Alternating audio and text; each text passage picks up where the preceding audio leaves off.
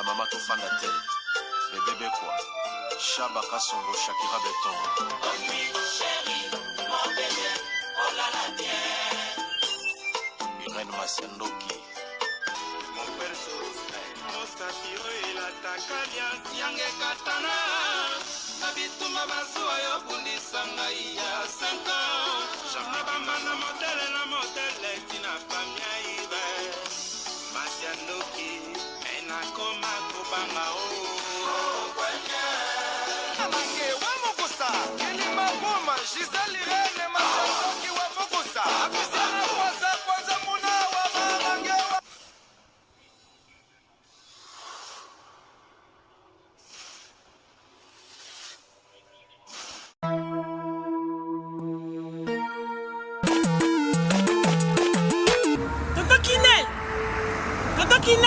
Oh! C'est biloko nanga depuis na tinda. Bande ko nanga ngolo ba bazika biloko nanga te 6 mois yango papa. Bilo ba ko na tinda kiko? Ah!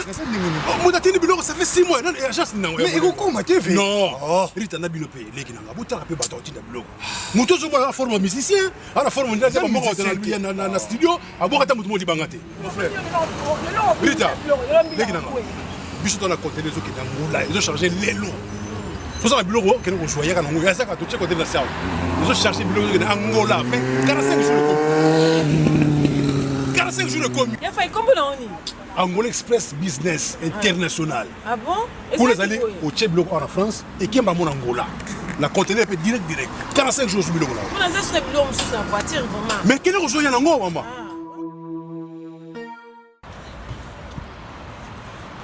Antonio Miala. Moi, on balie wana. D'ailleurs, je peux dire Rita yaka. N'Angola ça ouais. Angola normalement c'est dans la palanca. La palanca. Donc bana tu Angola, ba yebiso komi kana palanca wana. So komi na Mathieu. Mathieu. Komi normalement na hôpital na sanator. Hôpital sanator. Kalaka. Oui, ça bande. Komi na hôpital sanator. Okomi wana pembeni wana tona bara na biso Mathieu zakawana. Bara Mathieu. So komi na bara Mathieu tuna luka Rua Jota. Rua Jota. Donc Jota ko bazo Jota. Donc so tout le na rua G batutu bayebi déjà agence ezaka moko koto na palanka modumba tutu bayebi agence ezaka moko Angola Express International Business bana Suisse bana Belgique bana Italie bana Angleterre numéro wana eza wana Londres oh no sabi kaza mwana Angola benga biso tokoya tokotinda biloko toza biloko to charger et que na ba vacances a ozala très à l'aise na Luanda. Bonjour, bonsoir, Nabamouré Zignon, Soba Messala Kolanda, Irène Masiandoki TV, Identité à Bundes, oh maman Abino la cabino, Kakaba, histoire vraie pour Essa la bino, vraiment Kassi, Nabanda Kunabino, partout, Bozali Nengen Aloba Kanzamba Lola, Apambola Bino, pour na patience, na fidélité, na confiance. Ndenge Bozelaka, Masolo Irène Masiandoki, Essa la vraiment bien Makassi, Yango Toebisa Kabande Konyon, Sobazolanda Biso partout, oh Nanuba Sabona, na Sitiote, Bossa. Bo s'abonner au site ya maman Abinoba oh déjà bo s'abonner bo partager parce que biso to betaka masolo ya solo to betaka aubergine te to salela ka proverbe 19:20 pour sunga yo nanga na suite ya vie image on a telebino bozomona ezali juste pour na kotalisa bino ke ba feti ezali poto yango yo botala décoration pour na ba Noël na profiter na pesa ba joyeux Noël na Betty la patronne moi c'est l'équipe bali na mbongo na kati ya Londres dorte Achille Kapesa ndenge na lobaka respect na maman 22 pourquoi pas na papa trésor chou ya maman Tazi Vita na kati ya Bundis balobi Anastasie Vita ba bonne fête na yo ba joyeux Noël na papa trésor chou ba mourir na ba mourir maman Irène Masiandoki ayaka boye to betaka masolo ya solo to betaka aubergine te liso na zo betela bino bandeko bozolanda maman Irène ezali solo ya maman Irène ye moko yango na profiter na pesa ya Willy Moucheni les vrais code mboka papa social ba bonne fête. Ba bonne fête na ya Willy Moucheni code mboka bozebele Naomi Mwinge ya papa de Gaulle na kati ya Luton balobi copine nga biologique Naomi Mwinge wumela ba mourir na ba moureze maman Irène ene misolo moko ya kobeta eza vraiment mon poussé partager yango ekopambola liso nazo beta Maman Bibi chez moi Nzambi et ou non en direct de 001 BBC de moi-même à Ebi Solo Oyo. Betty la patronne peut à Ebi Solo très bien. Lisolo est le solo mon coton on a beteli en Maman Bibi à seka qui mais est le solo ya ko sekate pour Maman Bibi chez Nsima ko seka ayoka qui passe. Na yoko beta lisolo na passe na motema boyebi ke ba mama mingi balingaka Mama Irene balandaka Mama Irene Masiendo ki na musana zo sala bambula nyonso na za na kati ya réseaux sociaux. Eza na mama moko na Suisse alingaka nga makasi depuis na eba na yeto sokende 3 ans yango yo. Mama na ndenga landaka maso na nga na tanga kutu kombo na epe rare na bemission na nga mais akabela nga mingi. Azala soki avandi mona benga mami na tielio 150 €, mami na tielio 200 €. Aza ya moko alingaka nga vraiment makasi. Et akosala ki année passée akome ko betela nga masolo ya couple na ye lokola alingaki nga mingi amonaki kifo a confier nga ba problème na ye. Azaki na problème na vie ya couple na mobali na ye bazaki vraiment na be compréhension. Mais na kati ba déclaration bande ko sala pa na ngam libala neza malamu te azalaki na moi raison. Po azalaki amoureuse makasi alingaki mobali na ye vraiment makasi ndenge tolobaki azalaki fan ya mobali na ye.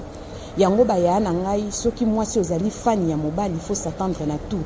Kozala fan ya mobali soko ndingi mobali na bolingo moko excès okoma ko adorer okoma fanatique ya mobali ndeko nanga mukolo bokoyoka na te okoperdre makasi batu mingi bazaka bafana mobali batia ba stop na vie parce que isukela bango mabe ki fanatique eleka ki makasi mobali a comprendre que moi ça krakanga après Jésus ezanga na vie ya moi si donc soki nga na zate moi so akovivre te mobali soka comprendre lingi bongo soki aza na maturité ta okomiso lokola zoba na histoire ser oyo alingaki mobali na vraiment mingi mobali na zai ko sala ba bêtise moko ezalaki gravement ndeko kwa koboya mobali te tanga so pesa nga ba rapport ndenge mambezo le Canada ko nga lokola pe mwasi na bande ko pesa kaka ba conseil ke aya ya supporter kaka tala bana bakoli tala vie tala bambula bosali na pesa ka ba conseil ndenge zalaka ba yebisaka mwasi ya libala te soki azana problème na mobali na eboma libala soki omoni muta yebisi mutu ke bazana problème na mobali na yebisi ba moka ke boboma libala wana azembecile atangite po bolingo ezaka na buzo bebele soko moni mwana mwasi to mwana mbala zo yebisa mutu moko bazana problème na mobali neto na mwasi neke bokabwa na bino kaka aza muta opesa conseil aza pe na maturité te aza zoba toki na ngobongo po mutu a raisonnera soki mwasi ekopesa rapport ya mobali na ye to mutu o ya raisonnera soki mobali ekopesa rapport a mwasi ne a otala ndenge bavanda a opesa conseil bobongisa bopesa chance bato mususu bayebisaka bango makambo te baza na bango bizengi bayebi kopesa conseil te mingi baza kopesa problème ayo na mobile no akatika eboya ye alekisi wana eza buzoba bapesa conseil bongo te na couple ngana zaye kopesa conseil tala vie tala bana tala esika bouti tala bambula bosali bobongisa mais mutazaye komona pasi na kati ya ndako eza ye moko tant topesa conseil bovanda bobongisa ekomaka na kolo problème ye moko azosibir ba conséquences nde akose décider ya kokoma na temps moko tosalaka ba 2 semaines tosola te ekobeya ngabi mama iranga na papa toza bisusu te ngabi ah bon si bokabwani kaka bina bimisie na ndako mama irani buzoba eleki papa azo changer te na pesie ba chance mingi mais esimbi te na bimisie na ndako esalaki nga choc vu que na yebi vie na yebi sie ndenge ezalaka même ndeko abimisie ki mobali na ndako ase préparaki te azalaki amoureuse ya mobali makasi azalaki fan ya mobali na ndenge na lobi alingaki mobali mingi donc na relation na bango ye alingaki mobali mingi koleka mobali tanga bimisaki mobali atikalaki na pasi bien que abimisie po mobali osala bêtise mais atikalaki na choc wana eselika koma ekobenga nga trop nayaki kocomprendre nga ah lokwa babwena mobali peut-être nga kobenga nga chaque jour na soutenir ye na bande ko soutenir ya na ba conseil kotindele ba bostra ndenge kaka ezalaka ya kosala mukolo moko boya yango abenga bi mama Irene nazokende Kinshasa nga bozokende Kinshasa no ke Kinshasa bazoteka lopango na biso ya famille ndenge bazoteka lopango ya famille na biso eza na kitambo na kotindela yo mbongo soki tokaboli yango lokola nga naza grande sœur a liboso na kozwa mbongo moko ya bien ya ebele tant na kozwa mbongo wana na kotindela yo mbongo na kotindelo 10 000 €. Ngabi 10 000 € abi oui na kotindelo 10 000 €. Ngabi 10 000 € abi oui na kokabela yo 8 000 € ou bien 10 000 € na otelo na banque. OK, problème te bongo tielanga. Et c'est une des vertiges. Au pourtant tote comme pas nga na za ya liboso na kozwa mbongo ebele.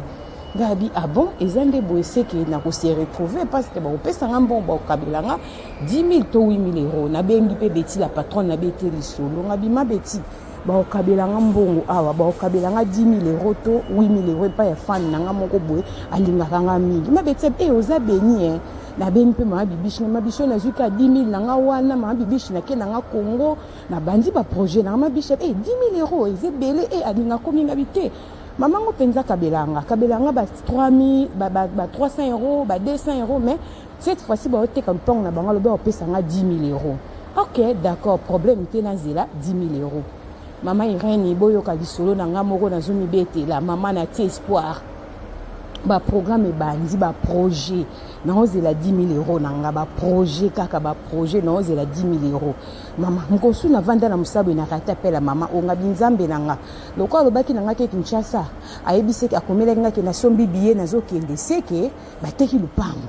Maman na koya ko rater mbongo na rappeler bo alobi na nga na zui ete na téléphone ton na rappeler na zui kieti na zui mwana ton na zui mwana na bisi mwana mama zapi mwana zaki fatigué o mama azati ngabi akewa o mama za hôpital azobela o mama azobela ni o mama azosala ba dépression aza na hôpital ngabi maintenant aute ko benganga alobi na nga ki azokende Congo azokende vacances et puis azokende koteka lopango na banga famille aopesa nga kutu mbongo ngabi non mama Irene mama azuta ya koswana batu n'importe quoi makambo wana eza nango vrai parce que na ville tovandi ya mama uti ko biso problème akanga ekutu ser moko ndoki basola ane bien mais mama na za na ndoki te baswana ki na mama aya ko yeba te ki mama azaki na dépression biso peut être ko comprendre après que mama za malade azosala ba dépression donc masonia so betela que ezalaki nango na te baza na lupango ya koteka te baza pe na problème te eloko moko eza te rien du tout eloko vraiment eza te en tout cas maman esalaki nga pasi makasi nazalaki vraiment dérangé nasepelaki te esalaki nga vraiment choc nasepelaki te ngabi pourquoi maman okokoma na niveau oyo bandaka boye na mobala komi na baproblème ebele c'est pas bien bamourir nzoka mama ti na osolani azani na badépression maladi moto ezolobisa ye bongo esalinga pasi yango naye kopesa conseil na bandeko na nga soki oza nano pratite koboma libala te tala sero nalingaki mingi na miniti oyo moto elingani azoloba bilobaloba apesi nde espoir 10 000 euros c'est beaucoup alobi akopesa nga 10 000 euros nabengi mabeti na bandi baprojet nzoka ezalaki nango bapromese ya maladi epesi pasi epesi mawa nzamba pambola bino bamourir na bamourir ezalaki juste cela mama Irene kobetela bino pasi ya moto nayebaki lelo temps eza vraiment mauvais photo banga nzambe tokutani na biso ka mbala nsima ciao.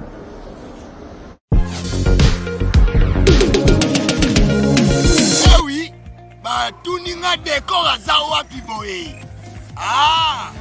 Décor azwami na site kitoko tobengi Toronto City VIP de Maluku.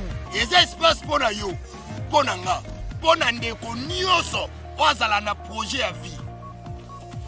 Toronto City VIP yoka ba avantage. Toza 5 minutes pour mon fleuve.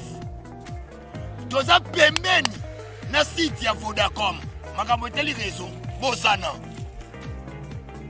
Tozali nzinga ya quartier ba investisseur. Tu comprends? Toronto City VIP de Maluku. Pembe na mai. Mpepe moko naturel. Wana poto. Ba diaspora nyonso.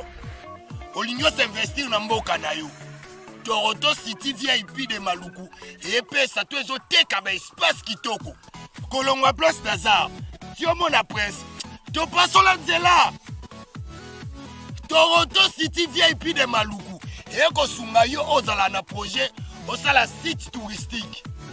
Tiope otonga villa na yo. Papa. Benga papa Willy.